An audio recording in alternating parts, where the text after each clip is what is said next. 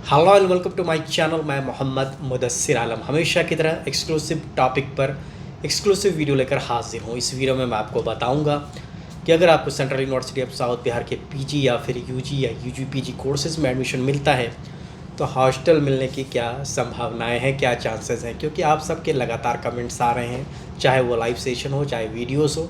आप लिख रहे हैं कि आपको हॉस्टल कैसे मिलेगा, क्या प्रोसेस है। फ़िलहाल तो कुछ भी बताना बहुत जल्दबाजी होगी, लेकिन आप सब इतना कमेंट कर रहे हैं, इतना बार बार पूछ रहे हैं, तो मुझे लगा कि एक वीडियो बना देना चाहिए। इस वीडियो में मैं आपको डिटेल में बताऊंगा कि हॉस्टल कैसे मिलता है, क्या क्या क्राइटेरिया है, कितने हॉस्टल्स हैं central university of south Bihar में। लेकिन आगे बढ़ने से पहले हमेशा की तरह आपसे रिक्वेस्ट है कि वीडियो को आखिर तक ज़रूर देखें, इसे लाइक करें, दूसरों से शेयर करें, चैनल पर नए हैं तो इसे सब्सक्राइब करें और ज्वाइन भी कर सकते हैं। वापस आते हैं central university of south Bihar. Central university of south Bihar ने CUET PG 2025 के थ्रू 28 पीजी प्रोग्राम्स में एडमिशन के लिए आवेदन आमंत्रित किया था। अभी फ़िलहाल काउंसलिंग और एडमिशन के प्रोसेस चल रही है। वहीं यूजी की बात करें तो यूजी में करीब करीब 20 से ज़्यादा कोर्सेज़ हैं जिसमें एडमिशन 2025-26 सेशन में दिया जाएगा, जिसमें BLLB है, BBA, LLB, BA, BEd, BSc, BEd, BSc honours agriculture. और वहीं UG-PG कोर्सेज़ हैं, करीब करीब 16 कोर्सेज़ हैं UG-PG लेवल के, और डिप्लोमा इन फार्मेसी। इन सारे कोर्सेज़ में एडमिशन लिए जा रहे हैं। और इसमें क्या संभावनाएं हॉस्टल की। Central university of south Bihar में बॉयज़ के लिए सिर्फ एक हॉस्टल है जिसमें करीब करीब 600 सीटें हैं। ये 600 सीटें ऐसी नहीं है कि सिर्फ नए बच्चों को मिलेगी, जो पहले से इनरोल्ड स्टूडेंट्स हैं वो भी रहेंगे, यानी आपके सीनियर्स भी रह रहे हैं। तो सीनियर्स का कोटा एक लिमिट तक सीनियर्स को अमूमन हो सकता है 50% सीनियर्स के लिए वो सीटें हों। जो उससे जो सीटें बचेगी वो मिलेगा नए स्टूडेंट्स को। तो नए स्टूडेंट्स जो एडमिशन होना है वो नंबर काफ़ी ज़्यादा है। अगर बॉयज़ और गर्ल्स की मिला के बात करें तो पीजी कोर्सेज़ में ही करीब करीब 1208 सीटों में एडमिशन लिया जाएगा, और यूजी का भी मोर और लेस 1000 के आसपास का ही आंकड़ा है। तो यूजी में हो या पीजी में हो। वहीं गर्ल्स हॉस्टल की बात करें तो दो गर्ल्स हॉस्टल्स हैं, दोनों को मिलाकर करीब करीब एकोमोडेशन 800 लोगों की है। तो 800 गर्ल्स में से मैं आपको बता दूं कि सीनियर्स भी होंगे, तो सीनियर्स से जो सीटें बचेंगी करीब करीब वो 400 के आसपास बचेंगी।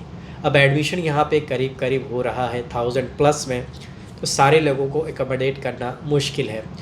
यूनिवर्सिटी क्या करेगी। यूनिवर्सिटी जैसे ही आपके एडमिशन्स कंप्लीट होंगे, जैसे कि पीजी कोर्सेज़ के लिए 14 जुलाई से एडमिशन प्रोसेस के बाद क्लासेज स्टार्ट होने की नोटिफिकेशन जारी हुई है, तो जुलाई के फर्स्ट वीक में यूनिवर्सिटी नोटिस जारी कर दे सकती है और आपको कहेगी कि आप हॉस्टल के लिए अप्लाई करें। जब आप हॉस्टल के लिए अप्लाई करेंगे तो यूनिवर्सिटी उसके बाद उसमें कई क्राइटेरियाज़ हैं। गया शहर में रहने वाले लोग या आसपास के लोगों को, जैसे पंचानपुर टेकारी के स्टूडेंट्स को हॉस्टल नहीं मिलता है। गया से कुछ 50 किलोमीटर के दूर, जैसे जहानाबाद से हो या फिर आप शेर घाटी से हो, पटना से हो, इंडिया में कहीं से भी हो, आप एलिजिबल हो जाएंगे हॉस्टल के लिए। तो आप हॉस्टल के लिए अप्लाई करें। हॉस्टल के अप्लाई करने के बाद जब लिस्ट आएगी तो लिस्ट आने के बाद आपको फ़ी पेमेंट करने को कहा जाएगा, जो वन टाइम पेमेंट होता है। जब पहली बार आपको हॉस्टल मिलता है वो टोटल फ़ी पिछले साल तक 16,000 ली जाती थी, जिसमें 9,000 रुपये 6 महीने का, या मतलब एक सेमेस्टर का हॉस्टल फ़ी है। 1500 रुपये पर बेड के हिसाब से 6 महीने का 9,000 रुपये। 1,000 रुपये मेंटेनेंस का लिया जाता है जो कि नॉन रिफंडेबल होता है, और 6,000 रुपये सिक्योरिटी डिपॉजिट लिया जाता है। जब आप हॉस्टल छोड़ेंगे तो वो पैसे आपको वापस मिल जाएंगे। तो ये प्रोसेस होता है। यही प्रोसेस फॉलो होगा यूजी के लिए भी। जैसे ही काउंसलिंग प्रोसेस शुरू होगी, एडमिशन प्रक्रिया यूजी की कंप्लीट हो जाएगी, उसके बाद यूनिवर्सिटी यूजी के स्टूडेंट्स के लिए भी नोटिस जारी करेगी। और आपको ये बता दें कि बॉयज़ के लिए 100% हॉस्टल गारंटी नहीं है, क्योंकि इस बार कोर्सेज़ बढ़े हैं। तो गर्ल्स को भी पिछले साल तक 99% गर्ल्स को मिल जाता था, तो मैं उम्मीद करता हूँ कि 90% के आसपास गर्ल्स को हॉस्टल मिल जाएगा। और उसके बाद जिनका CUET स्कोर हाई होता है, CUET स्कोर के आधार पर ही हॉस्टल मिलता है। जो CUET स्कोर के आधार पर ऊपर रहते हैं, ऊपर रैंकर होते हैं, और जितना हर कोर्सेज़ के एडमिशन के अकॉर्डिंग सीट फाइनलाइज होती है, उन्हें हॉस्टल दिया जाता है। लेकिन हॉस्टल के लिए सिर्फ ऐसा नहीं कि एक ही लिस्ट आती है, सेकंड लिस्ट भी आ सकती है, थर्ड लिस्ट भी आ सकती है, तो आपको बाद में भी चांसेस मिल सकते हैं।